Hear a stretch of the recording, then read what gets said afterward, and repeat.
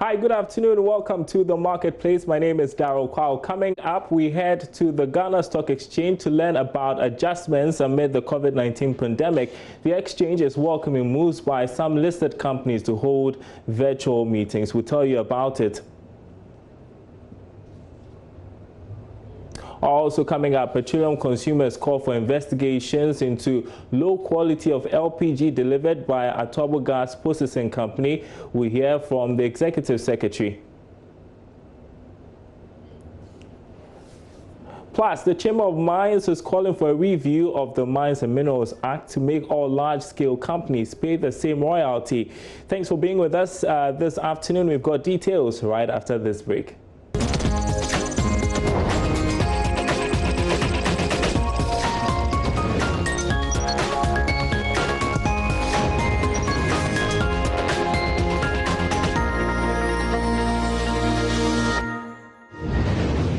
Welcome back, everyone, to the Marketplace. You may have heard of the saying, we are not in normal times. Well, same can be said of the Ghana Stock Exchange. Now, Managing Director Aboagye-Wiafe says due to the outbreak of COVID-19, the exchange welcomes moves by some listed companies to hold annual general meetings and other engagements with shareholders virtually. According to him, listed companies without large numbers can make use of virtual platforms to make disclosures.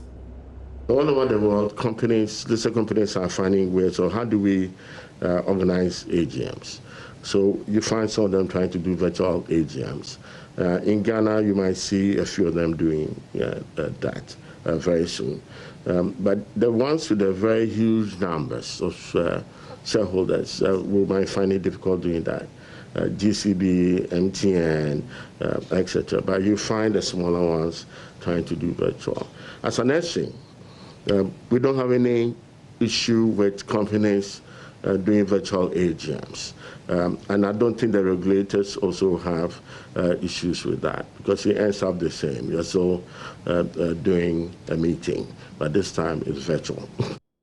All right, next we want to inform you about a situation that is very worrying. Over 500,000 eggs sit at the farm gates in various markets nationwide, getting rotten as an egg glut hits the country. The Ashanti region has the largest population of large-scale poultry farmers, numbering about 13. Now, COVID-19 is being blamed for the glut, and the producers are appealing to government to pick them up. There's more in this report. Eggs. Several eggs at the railway market Kumasi go bad as a glut hits the country from COVID-19. The hardest hit in the value chain are women. They are here sitting outside waiting for customers who may never come in these COVID times. More than 90% of sellers are women who say they are losing thousands of Ghana cedis. These are eggs which should have been bought within a day. However, they have been here for over 5 days. A lot is had been in the system. So we were trying to plead into the authorities. We have a lot of people, the donors, that they are giving money to others, they are giving free food to others, that they also coming into our aid. Why? Because we are all aware that eggs reduce our immune system. So if they also turn their attention into our side and buy some of the eggs we have the orphanages, they can give it to them, that's one. We have the frontline fighters, that is the doctors and nurses that they are taking care of the COVID patients. They also can take some so that it will imbue their immune system to fight against the disease. And then we have the prisoners as well, we can give them to them. And they are needy one. There are some people that they cannot even get money to buy one egg. They wait until it's Xmas or Easter before they can get one egg to eat. So those people too, the authority can also help us so that we buy these eggs for them and they also get their immune system to fight against the disease that we are all thinking about. They used to be bought cash and carry, but they are currently being given out on credit, and the various experiences are bad.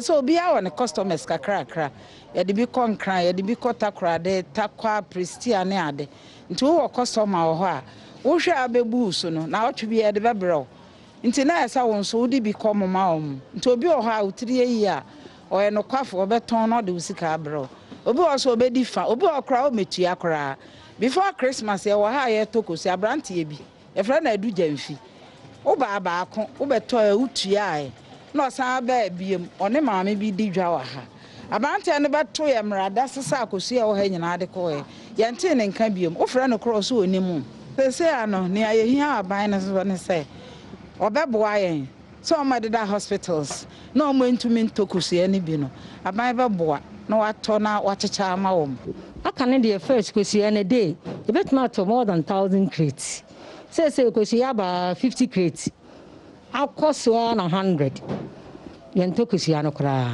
ti ama aduma ne ye ayetin sisi the air papai ne the say dodo na yetugu ebi se wunya ba bia elfa nko first na nko mo ye aduane bi bua ye sisi no mo se de aye no kosi o de koye aduane bi hu a obeka se ase onto ntitu a na yetugu ntika na yebo me amegina ho me sika over 1 billion e wokam me nsanka wo be china wo be kono so saa ontia kama nso so ye den a obegini sika e bi se na odo to aduane ama abo na di no asade abele yen nti ye wo hande nipa bebrere de ka nipa bebrere hwe ye o mo de ka hu be hu so de meka wo be kono so saa wo bu twakwan a onsanka.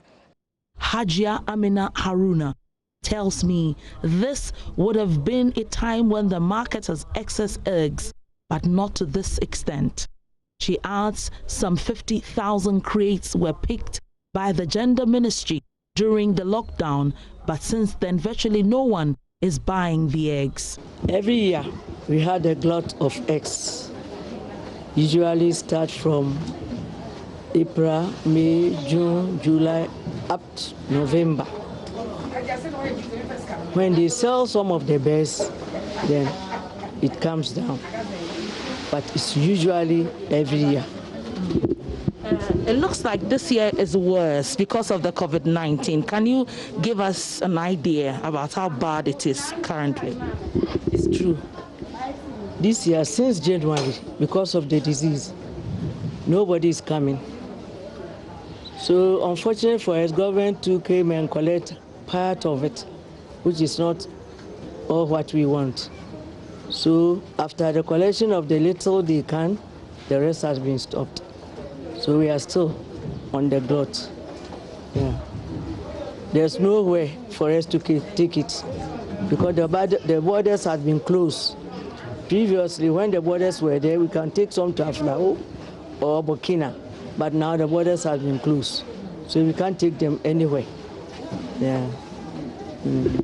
How is this affecting your business as somebody who constantly does this kind of business? It's affecting us too much because we have brokerages, damages, nobody is buying them. So we have to take them home and eat some. And then some too, we can't eat them because of the lockup. The Ashanti region has the largest number of large-scale poultry farmers out of the 29 across the country. We have come to Aboagye-Wiafe, where one of the 13 large-scale farms are. Santak Farm alone has 225,000 birds here. Majority are layers. Average industry egg production is 250 eggs per layer per day. The average cost per kilogram of producing broilers in Ghana estimated at 15 Ghana cedis for large-scale producers and higher for small-scale producers. Ghana produces more than 78 million birds. Well, guess what? About 80% of these birds are layers. It means several eggs in the market during these COVID times. In this poultry farm alone, we have over 40,000 eggs, that's a crate of eggs, waiting to be bought. To the market? No, because in the market women cannot pick these huge numbers. This is actually a production of about a week, and the farmers are helpless. They don't know where to send these eggs as there's currently a glut. The market has been closed and the market women are not being allowed to sell their eggs. So it's causing us a huge problem. Right now, for them to come for their eggs is a problem, and movements too is being restricted. At least we will have about 4,000 eggs of trays per day. So what's going to happen? How are you going to dispose of these eggs? If things don't change, we have no option. Debts have begun piling for women who have taken loans. You know that this work demands a lot of financing, and most of our finances are from banks. And now the X is the money that we use, the X money is the money that we use to pay those loans. But now, they are not buying the X. So it continues to lie at the farms and the markets, as you witness with it. So it's affecting our business.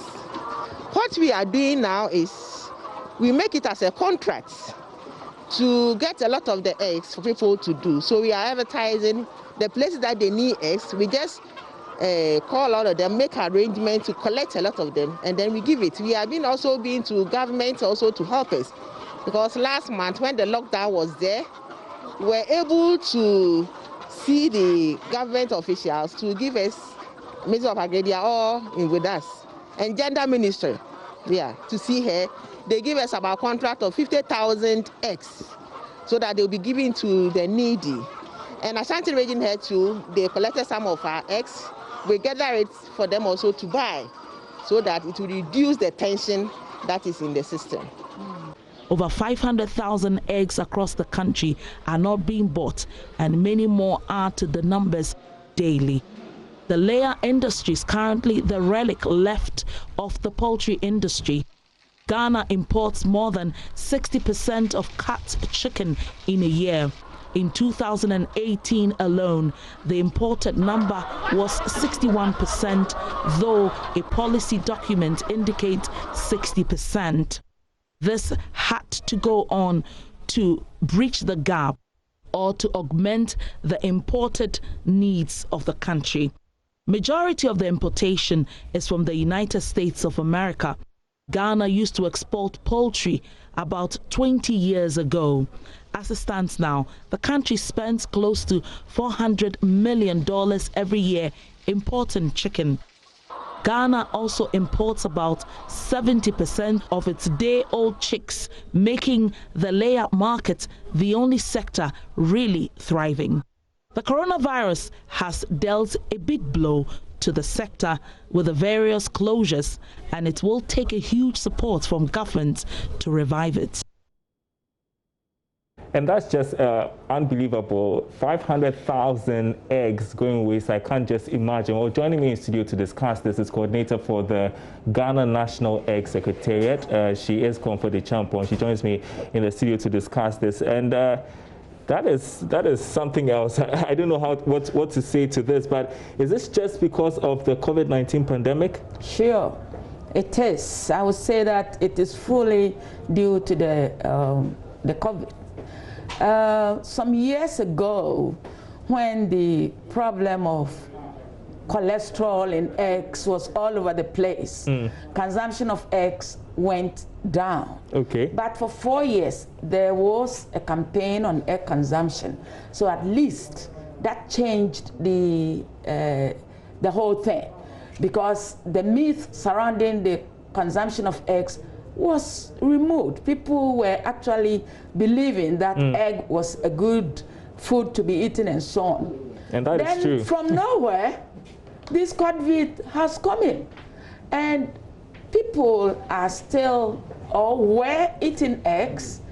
Eggs were being brought to Accra from Domahinkro, from Kumasi, from all the egg producing areas to Accra and to other places. And farmers were making good sales. Then when this COVID came, first the lockdown, movement of eggs to the cities, to the sales centers had a lot of challenges. Then, now that it is also lifted, when we started, just before the lockdown, there was this panic buying. Yeah. So people who were eating eggs or who used to eat a lot of eggs started storing or stocking eggs in their homes. So when it was lifted, these eggs were still there on people's farms. Those who could manage and bring the trucks of eggs to Accra couldn't find buyers. The women who are selling the eggs on the market could not be found, because some people buy on credit, or they give it to them on credit weekly, and after every week they come to collect their money and they give them fresh ones. Right. This time they come and they cannot even trace the people they gave the eggs to. So what is happening is true. It's not a concocted story. It is true. Well, we've seen the videos there from Odilia and Tiama, who went to cover that story for us. So it's indeed true. Yeah. But I want to know if ever you have experienced a glut, and when you do experience a glut, usually what do you do with the eggs that are getting rotten? Thank you for that question. In the late 90s, or early 90s through to the late 90s, there were a lot of glut, more especially after Christmas and then after the Ramadan. People were not buying it because of the cholesterol story which I've just mentioned. Then this education came in about the benefit of eggs, and it changed. Now, during that time, farmers were burying thousands of eggs. So they bury the eggs when the eggs. Wow. Yes. Well, I'll come back to that. But joining us to discuss this a bit further is Anthony Morrison. He's with the Chamber of Agribusiness, and so great to have you on the show this afternoon, Anthony Morrison. What do you make of this story about the glut of eggs you're seeing, and that they could potentially get buried if, we don't get a market for them?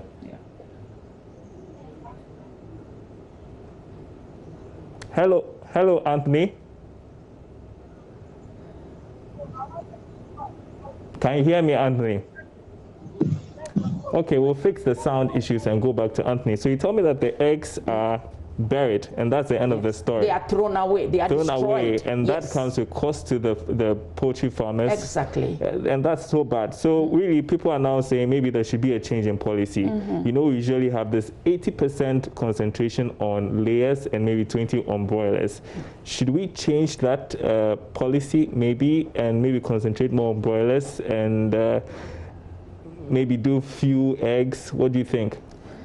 If we want to change this 80%, then the importation of the frozen chicken must stop, because we have farmers who have the ability, the capability, all that it takes to produce broilers in the country.